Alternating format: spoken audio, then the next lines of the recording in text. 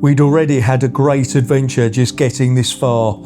River crossings and miles of jungle that didn't give anything away easily. But looking ahead, it was obvious. This was only the beginning. The so-called missing link between Sangkhlaburi and Umphang doesn't ease you in, it tightens its grip. The trail narrows and the rainy season makes everything more of a challenge. Every step starts to demand something from you, focus, stamina, and a bit of stubbornness. There's no shortcuts out here, no easy exit, just the path ahead and whatever you've got left in the tank. And from this point on, it was going to test us to the fullest.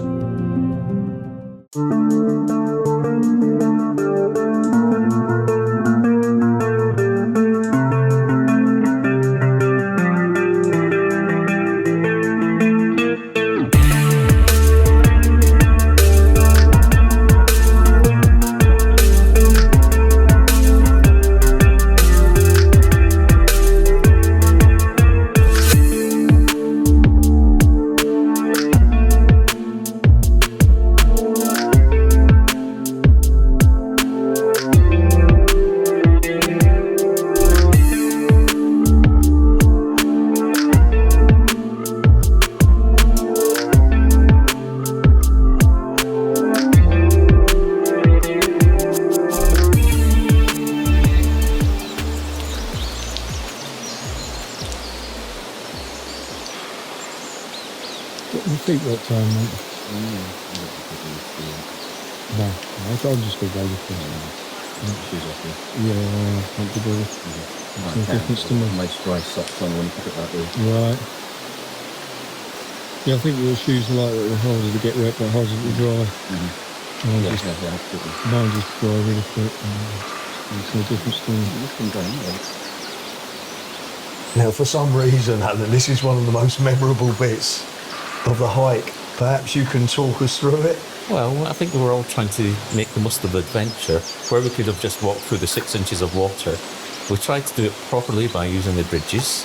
However, it looked like you're trying to grab hold of something solid there. There was something solid there, it just wasn't in my hand. Oh! Where did it go? Unfortunate thing at this point was most of the vegetation, as I was trying to get myself up, was covered in spikes and thorns. So I managed to get a handful of thorns. It's one of these things, we're trying not to laugh, we're all trying to be serious, however. And I also recall that you took a timber at some point in time. I did do. However, being the official cameraman, it was not recorded. No, it wasn't. That's unfortunate. Okay. So yeah, a few thorns in my hand there. Yeah. However, I'm a big boy, I wasn't crying. That's right, that was the fourth day, you know. I can remember that guy's name, he was called Sapper. Okay. He was called Sapper. Yeah, so this was the night we camped out in the jungle. I seem to remember hiking through the jungle, we'd come across these great big land crabs, which sort of, I don't know, you know, being British, you wouldn't normally associate having crabs like in the middle of the jungle, would you? This is quite a normal thing here, you see it regularly. Yeah, they're pretty big as well. It's nice. Like a good 5 inches across. Yeah. It's a pincer one. Yeah, so looking at me. Yeah. But anyway, as it turns out, on this day, when that day that Sapper was with us, I remember we were walking down this little trail and he spotted a wild jungle fowl running across his catapult out of his pocket. and he just straight out, he pulled a catapult out of his pocket. Firing at it. Yeah, we was just like, where did that come from? We were getting really excited because we thought we were getting chicken that night. Yeah, oh my God. Unfortunately, the chicken got away and he missed. Now, one of the things we didn't realise before the hike was like his type of Karen that he was, they're basically vegetarian. Yeah. They'll eat meat, but they'll only eat like wildlife, like wild meat. They get caught themselves. Which meant we were vegetarian too.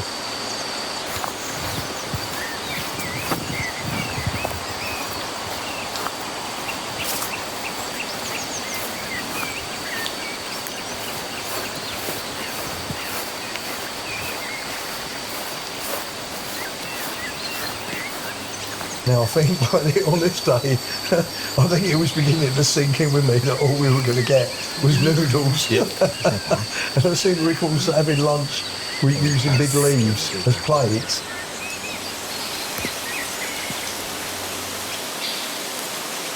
And then it got worse, didn't it? Then we were just hiking along and the skies just opened up. The sky was open, by which point we'd worked out there's no point trying to stay dry, no point trying to take shelter, you just have to plough on and get on with it.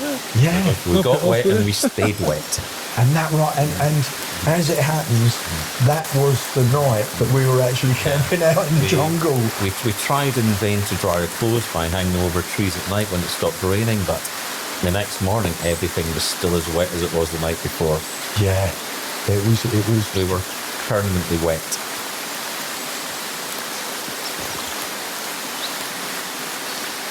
And to add insult to injury, I remember the campsite was actually we had to wade. It was like a little island in the river. It was, wasn't it? We had to wade through this chest deep water. Chest deep water. It was almost like a marsh, wasn't it? Rain coming.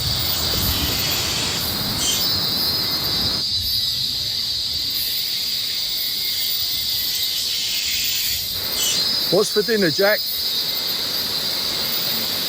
Fried rice? Noodles. We celebrated with More noodles. with a bowl of noodles each. There's Alan putting on the brave smile.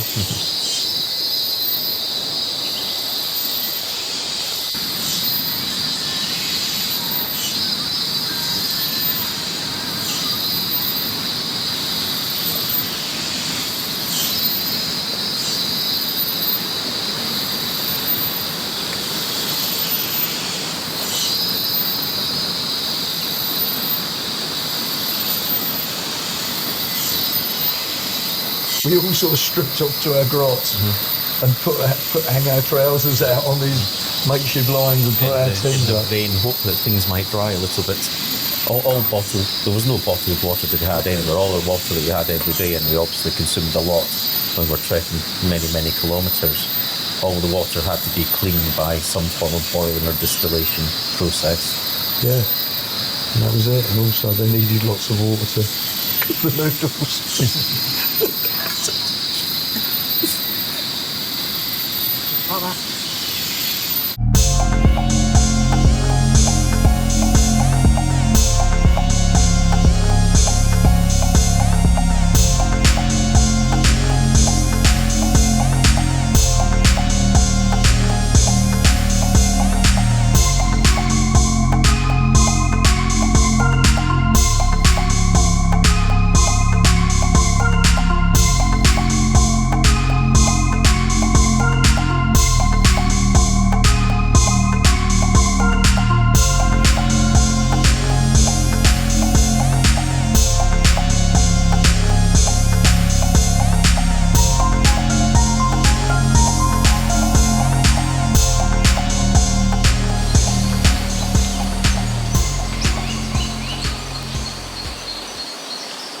Okay, that's a big one.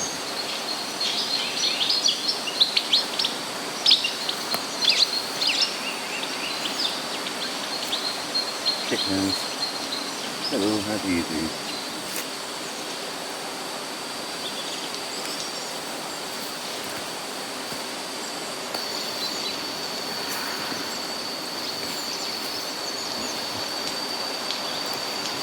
Now, of course, we tried to dry our clothing overnight, which you thought it might make some sense, but it didn't work at all because it was just everything was so humid.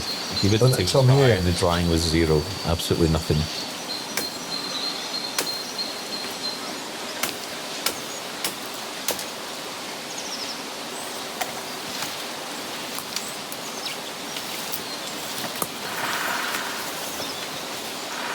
So I was walking in my wet trousers, and I remember my backside and tight between my butt cheeks. It was just red raw. And then that night we were actually in Burma, and I remember we arrived at his sister's house or whatever, actually in Burma, and I can remember going down to the stream to wash, and I just sort of like, I stripped off to my underpants and was walking down to the stream, and there was these sort of like young girls come by, and they were like quite shocked to see these phalanges like... You say shocked, I say traumatised. Because I just remember, I must have looked like a baboon's arse or something, you know, this red backside going down to... Never saw them again. No, going down to the stream to shower.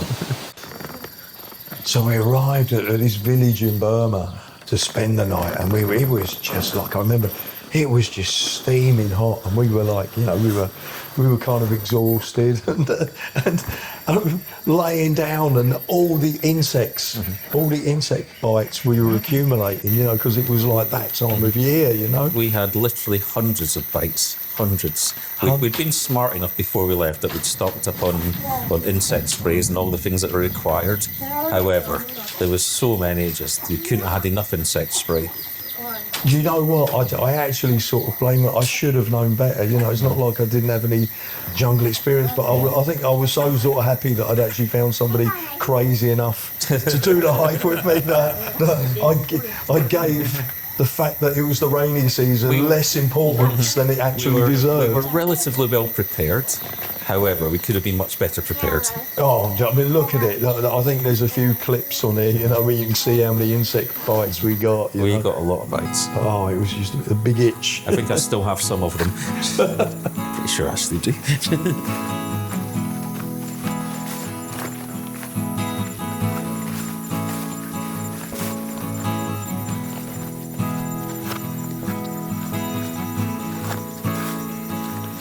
And I also remember at that village, I remember he said, like, do you want to go to the shop store, the local store? And it was quite a trek, wasn't it? Quite a trek. Remember, he gave us general directions, and we had no idea. And we're wandering around thinking, is this the right way? It was He did actually come with us in the end. It was a fair distance, and we got to this little store. It was just someone's house that had a cupboard with some goods and stuff in it. And some other young girl came to serve us, and there was a look of shock in her face as two white guys are stood there. It's like, how the hell did you get here? And so we got whatever we wanted, and she's just stood there. She's trying to tell us how much it is, and we got some money with us. And she's just like clearly just shocked by the whole experience that she's having. And we got some like cans of Pepsi or bits of snacks or whatever, which were a real treat for us after the previous days of rice, noodles, fruit and water. And but there was not too many foreign people go that direction. No, and the number of people that do that trek through that area is very low. And also there was no phone signal or nothing then, so there was no way he could sort of like saying, oh, we'll be there tonight. It was just like, he just took us there and we go. And thinking back, you know, like his navigation skills. His navigation skills were exceptional. You know, thinking about it, because, you know, I had a GPS unit on me, but it didn't have the trail marked on. That was just to record our trail. Occasionally check on his phone for basic maps, but you could also see as we're walking, he'd be making little marks on trees and using his knife to cut marks on trees to mark the trail in which we'd gone. Yeah, they're incredible. He was using his jungle skills.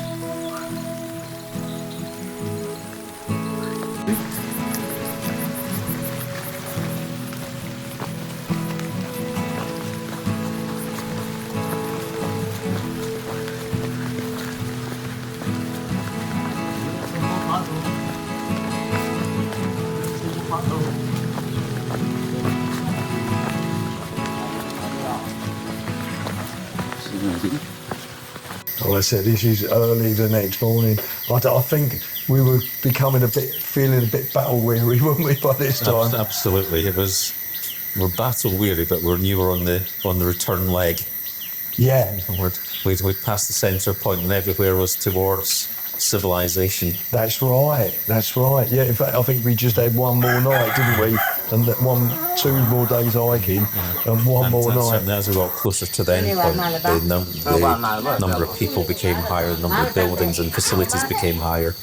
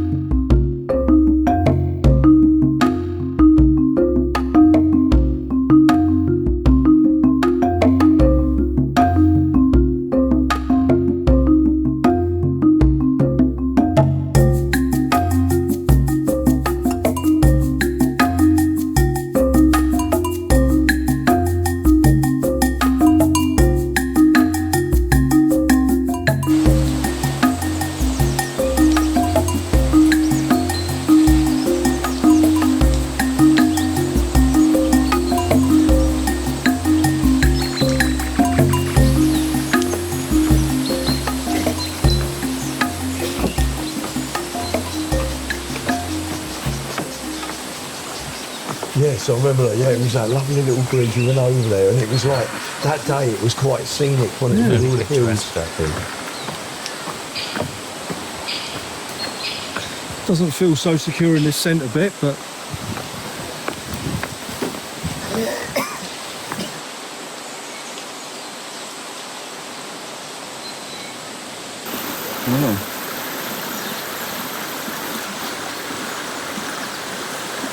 we were just walking a bit, and then it started raining again. And it was no longer very picturesque. No, that was right. It was just what we needed, wasn't it? I think because literally by this time we were like red raw, weren't we? There's sort of different places, we insect bites, and we were like sticky as hell. I guess we were like we were sort of We were not pleasant. we were perhaps like quite not so secretly happy that it was drawing towards an end.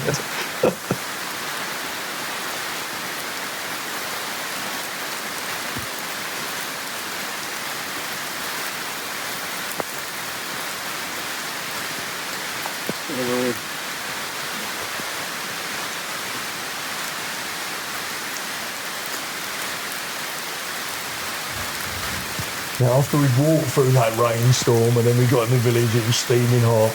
And I remember we pulled up that little place there, like on the tea little shop. But just look at our faces, Alan. Yes. You know what I mean? I think he says We'd it all. been through the mill by that point in time. However, just a little stop like that had some cold drinks and a bit of energy about it. Yeah, no, It it was, says we about got the followed sponsor. something there. Yeah, sponsor, that's exactly what it is, yeah. Yeah. So it was quite a treat because we hadn't had much things like that. No, it'd been awful. I think that might actually been the outskirts of Tong Ku. That was Tong Ku. I remember when I was first playing in the trip massive cabbage fields. in the 90s, whatever. I remember looking at the maps and seeing this place called Tong Ku, and I remember thinking, I'm going to go there. You know, it was, I don't know why, but it was the one place from it that stuck in my mind. And then when we reached it, I remember it was a lot bigger than I thought. Yeah, you know? that's, compared to what we'd seen before, it was quite a sizable place. There was a lot more going on.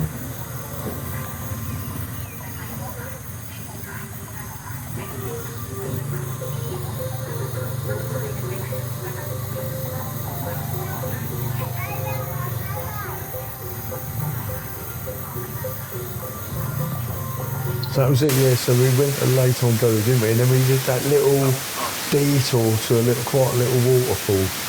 It was quite nice, it was quite beautiful, but I think we were just sort of like... It's a very pleasant area, however, we were just past it by that point, and I think we were just counting down the kilometres left. That's it, and there's a bit in there when we're sitting there and we're just like, I'm filming your legs, all the bites you've got. And, Not a pleasant sight. okay, now Alan, let's have a look at your feet.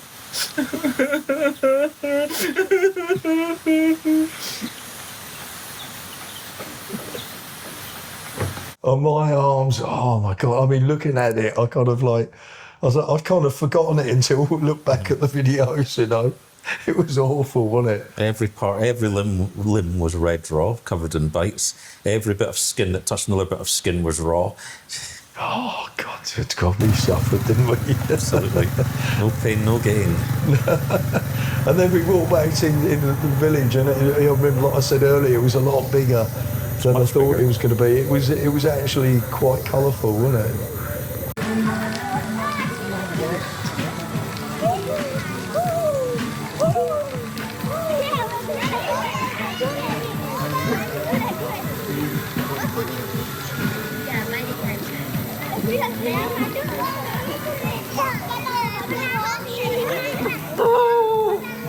It's no problem.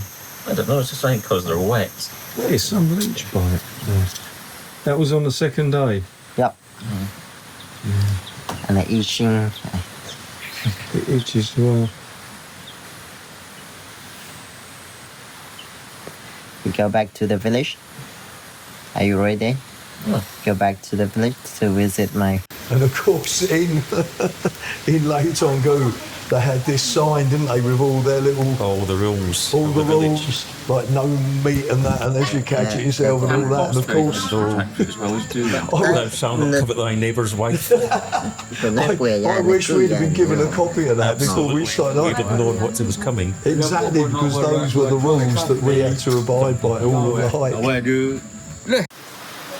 Yeah, they had schools and everything, didn't they? They Schools at a medical centre. the medical centre. Medical centre, and That they had Wi-Fi. That had Wi-Fi, that's right. So like, So we could check the Arsenal scores for the last week. yeah. It was like, oh, I remember that. I remember just sort of like everyone was queuing for Everyone their was helmets. congregated outside the medical centre, just using the Wi-Fi. And the different helmets. Actually, I think it's a miracle we didn't need to get treated for anything. Or did. Malaria, dysentery. Yeah.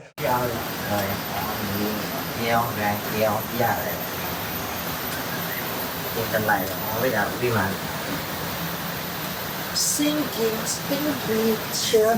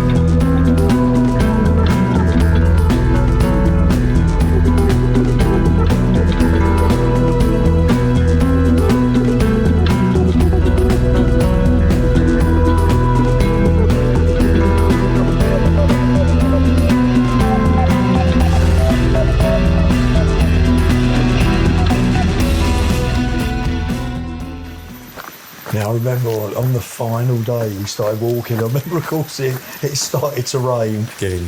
And we had a rainy, wet, misty start. But then they were starting to pave the road, weren't they, Alan? Yeah, we're on paved road, which was nice in some ways because it's easy to walk on, but it became very tedious, and it was steep and it was long. There were some really steep stretches. Very steep stretches. And of course, we had no idea how long it was going to go on We had for. no you know? idea at all. And if you ask a Thai person, oh, how far is it now? Oh, we're almost there. Yeah, that's right. It's just another kilometre. Yeah, they another used to- kilometres, 1 hour turns into 2 hours. Yeah, they've got no idea of time or distance. It's have they? like Thai national parks. If the sign says it's a kilometre, it's probably 2 or 3 kilometres. That's right, but I can remember the thought going through our mind, because what we were going to do, we were going to get to that town. Mm-hmm. We were going to get to that town where it ended, and we were going to sit down. We were going to have a cold beer. We was going to have a cold beer, and then we were going to get the Songtao into Umphang and spend the night in Umphang. So there you're quite a way back there, Alan. Yeah, I was struggling there. It was quite a distant shot. Do you know what, mate? It reminds me of the opening scene of Lawrence of Arabia. You know, when it's just a mirage, and then you just see someone come out of the mist. Although I think Lawrence of Arabia had a more smiley face than me.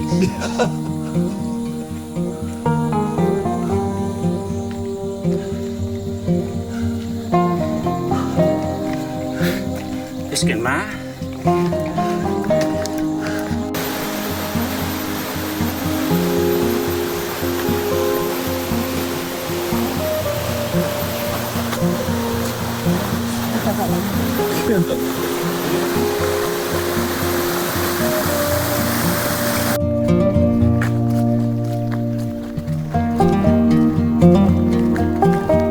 I think this might be getting towards the end of it, Alan. What do you think? I think so. We're definitely speeding up there. We've got a bit more of a bounce about us. Yeah. I think we're dreaming about what fruits and nice things are coming to us in the near future. Plus, we're walking downhill. Did I smell meat?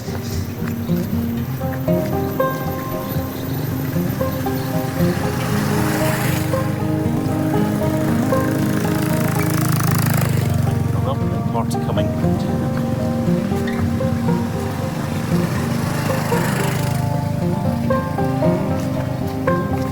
That was the end. You can see that because we've got thumbs stuck up. And you had a kapow moo. But can you remember, there's something that really sticks in my memory about the end of that really sort of torments me actually even to this day. Can you remember what it was, the big disappointment? No. I'll tell you, I'll remind you what it was, right? We had our mind set on having a nice cold beer. And they didn't have any. And no, we got there and they had a power cut. Oh, and all their beer was warm. I was disappointed after all of that we could even have a cold beer. That was it. And then we got the song towel, didn't we? We got the song towel back to the next Umphang, town. yeah. Into Umphang. And then we got a hotel for the night in Umphang, which was a real treat. Yeah. I remember it was a very low cost hotel. It was like 350 baht for a room, if I remember correctly. Very, very cheap. But they had a warm bed. They had soft bed, they had hot water, they had showers, and we were absolutely filthy, stinking wet.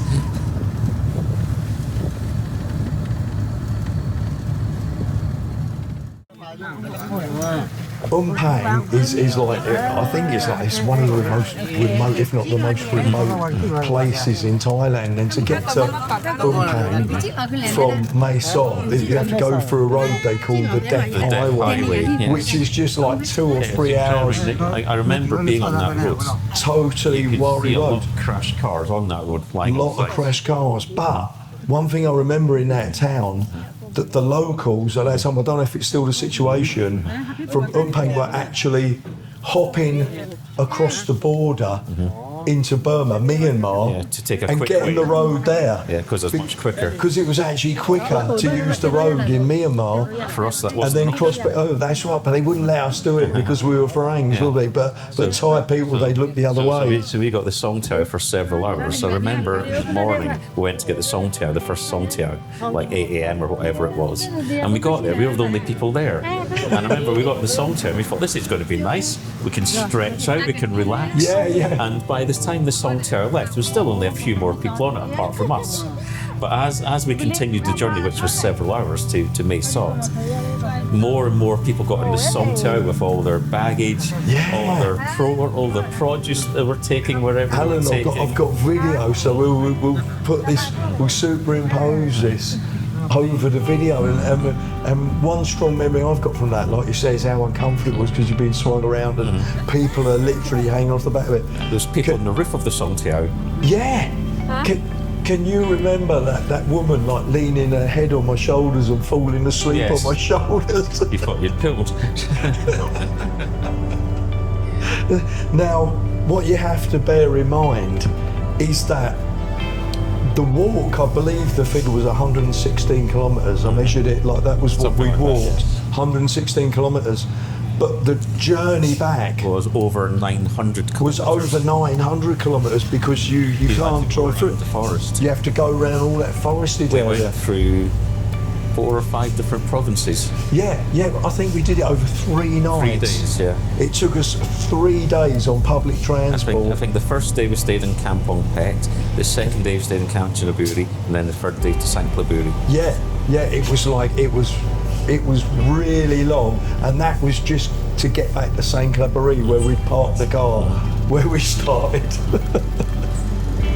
But it was, thinking back, mate, I mean, it was an achievement, and you know what? It's something I would actually do again. I'd love to do again. You know, I'd either consider doing it independently because I'm quite confident. They didn't consider doing it in the dry season. And you know what? I've still got the GPS tracks from that hike, so I could actually find all the houses we stayed in again. Now, Alan, look, what I did was I got all the GPS tracks I recorded, right, and I joined them all together, and I made this video of the whole journey, you know, from Sangkhlaburi to the, town just below Umphang. If you were leaving civilization, never to be seen again, it's first time seeing this. The one thing it does is emphasises the scale of It's what we incredible. did. They're mountains, isn't they? Absolutely, they're proper mountains. Those are the foothills of the Himalayas.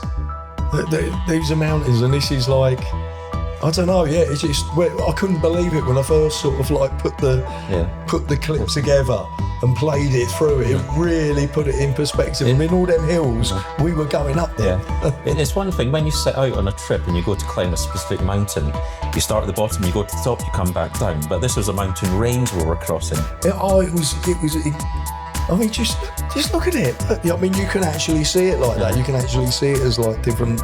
And what was incredible is we threaded our way through all this. Yeah. Without the aid of major technology. We went up that, going up all them hills and down the villages and that. It's just, it really puts it in perspective. Absolutely. I don't even think we're a third of the way through it. Yeah. And what's also you have to remember is people living there. Yeah. Completely separated from civilization and all the things that we take for granted. And they live quite happily.